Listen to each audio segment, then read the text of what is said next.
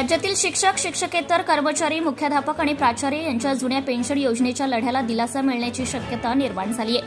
दिनांक 1 नोव्हेंबर 2005 पूर्वी नियुक्त व नंतर 100% अनुदानित झालेल्या कर्मचाऱ्यांना 1982 ची जुनी पेन्शन योजना लागू करावी या मागणीसाठी राज्यभरातील शिक्षक संघटनांनी एकत्र येत आझाद मैदान येथे दिनांक 14 व 15 जुलै रोजी आंदोलनाची हाक दिली होती. मात्र दिनांक 8 जुलै रोजी संघटनेच्या अध्यक्षा डॉ. संगीता शिंदे बोंडे यांनी शिक्षण मंत्री दादाजी भुसे यांची भेट घेतली. या भेटीत शिक्षण मंत्री भुसे यांनी जुनी पेन्शन लागू करण्यासाठी सरकारच्या वतीने सर्वोच्च न्यायालयात सकारात्मक शपथपत्र पॉझिटिव्ह अॅफिडेव्हिट सादर करण्यात आले असून लवकरच याबाबत कार्यवाही होईल असे आश्वासन दिले. या पार्श्वभूमीवर शिक्षण राज्यमंत्री पंकज भोयर यांनीही विधानसभेत यावर सकारात्मक भूमिका मांडली.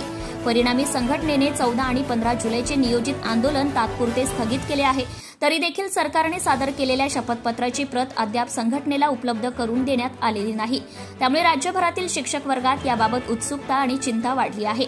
14 व 15 जुलैला होऊ घातलेल्या जुन्या पेन्शन संबंधीचे आंदोलन शिक्षण मंत्र्यांच्या शब्दाला मान देऊन स्थगित केल्यामुळे सरकारला विवश करण्यासाठी आज राज्यभरात जुनी पेन्शन कोर कमिटी या संघटनेच्या माध्यमातून संघटनेने मुख्यमंत्री देवेंद्र फडणवीस, उपमुख्यमंत्री एकनाथराव शिंदे व अर्थमंत्री अजितदादा पवार, शिक्षण मंत्री दादाजी भुसे या मंत्री महोदयांना प्रभारी शिक्षण अधिकारी गेडाम साहेब, माध्यमिक जिल्हा परिषद नागपूर यांच्या मार्फत आज दिनांक 14 जुलै रोजी सोमवारला लेखी निवेदनातून नागपूर जिल्ह्यातील जुनी पेन्शन पीडित शिक्षक, शिक्षकेतर कर्मचारी यांनी या शासनाने सुप्रीम कोर्टात दिलेल्या सकारात्मक प्रतिज्ञापत्राची प्रत लवकरात लवकर देण्याची मागणी केली आहे.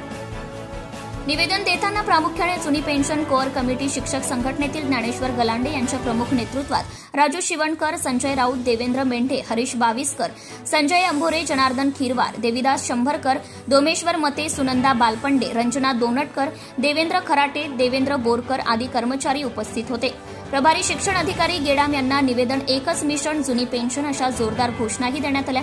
यावेळी उपस्थित प्रभारी शिक्षण अधिकारी गेडाम साहेबांनी आजच्या आजच निवेदन मंत्री महोदय यांना पाठवण्याची ग्वाही सुद्धा दिली आहे. लेखी निवेदनातील मागणीची पूर्तता न झाल्यास 26,000 शिक्षक, प्राचार्य आणि कर्मचारी जलसमाधी आंदोलन छेडतील असा इशाराही संघटनेतर्फे निवेदनातून देण्यात आला आहे. हे मात्र विशेष.